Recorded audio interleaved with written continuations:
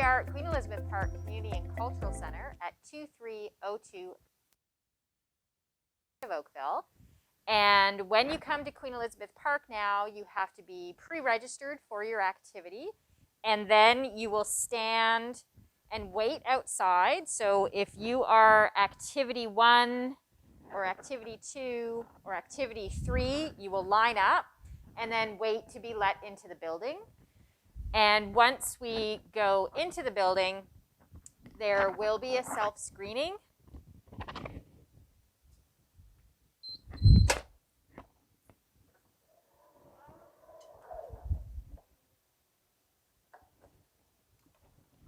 So welcome back, everyone. So when you come in, you will be asked to stand behind the line and wait for a customer service representative to assist you.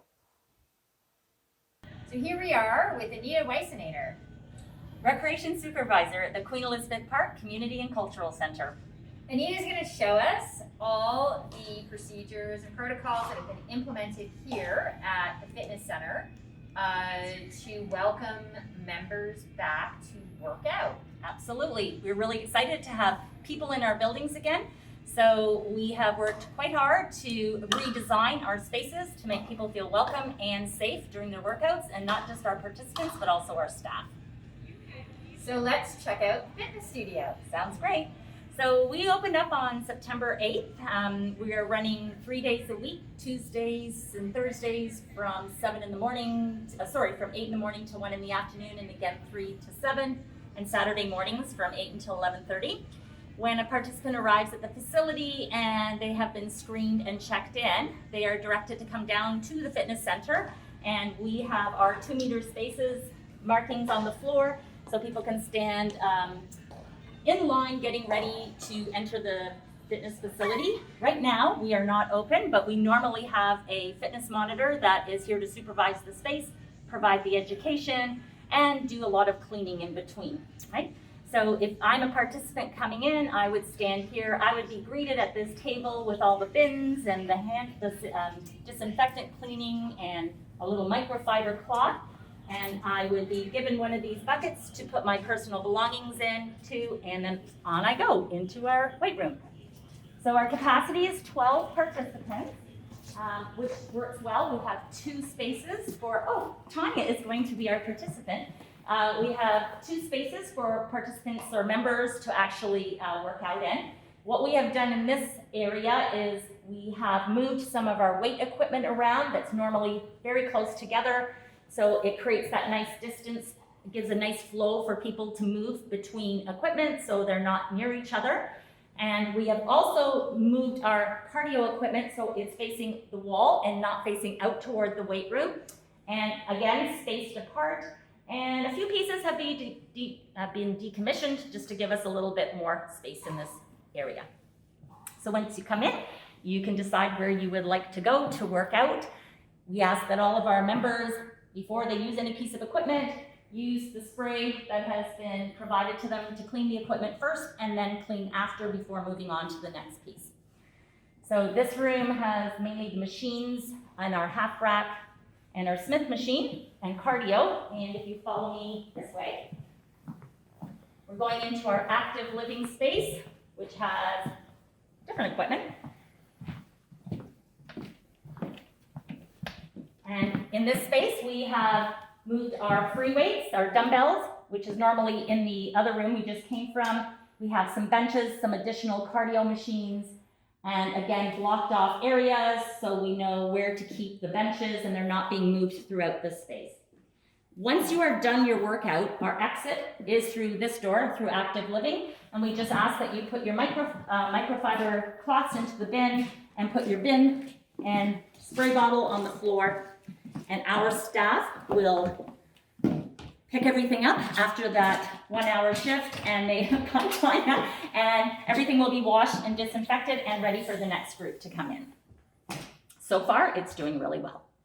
So here we are at the dance studio where a lot of our fitness classes happen. And Anita is going to take us on a tour of this room. Yeah, thanks, Tanya. So just like Tanya said, this is where the majority of our group fitness classes will take place.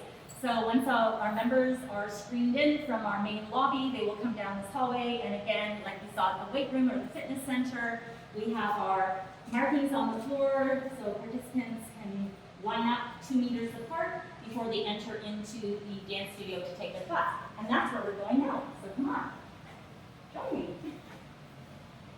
All of our rooms will have just reminders for everybody in terms of etiquette and keeping the distance, wearing your face covering, how important it is to wash your hands, avoid touching your eyes, nose, or mouth, sneezing and coughing into your sleeve. Please stay home if you're not feeling well. And all of our programs drop-in are registered and paid for online.